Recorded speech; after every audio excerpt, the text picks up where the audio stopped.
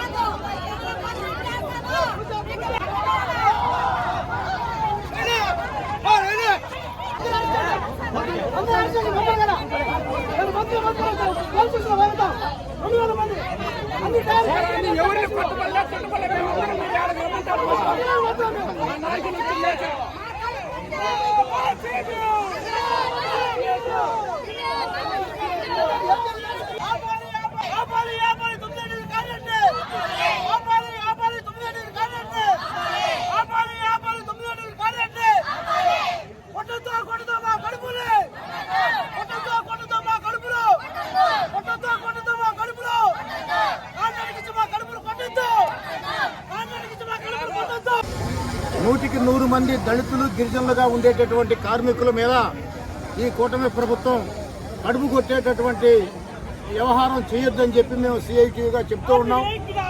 ముఖ్యంగా దాదాపు చాలని జీతాలతో మళ్ళా మనం వదిలేసినటువంటి వేస్ట్ వ్యర్థ పదార్థాలతో నిరంతరం నగరాన్ని పరిశుభ్రంగా ఉంచుకునేటటువంటి కార్మిక వర్గానికి మధ్యలో కాంట్రాక్టీకరణ చేయాలనేటటువంటి ఒక కుట్ర కూటమి ప్రభుత్వం చేస్తూ ఉంది.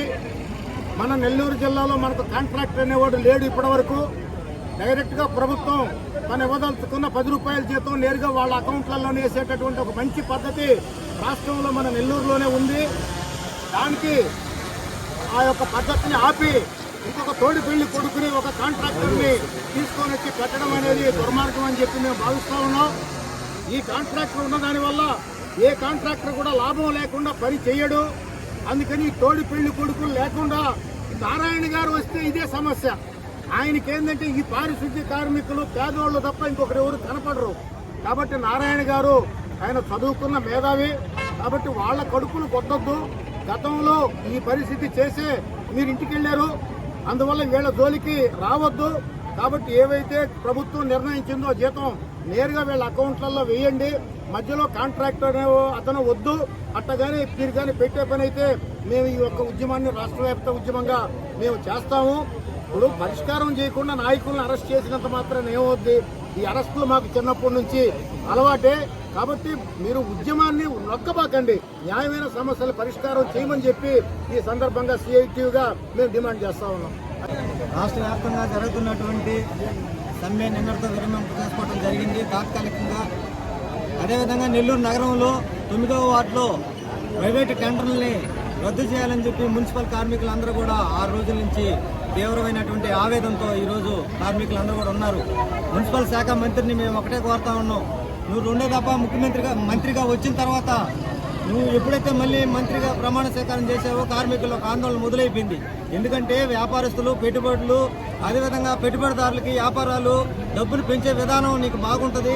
కార్మికుల యొక్క సమస్యలు, వాళ్ళ స్థితిగతులు, వాళ్ళ భవిష్యత్తు నీకు పట్టడం లేదు. నువ్వు మున్సిపల్ శాఖ మంత్రివి, పేదవాళ్ళ యొక్క ఆర్థిక ఆకలి గురించి నువ్వు ఆలోచించడం లేదు.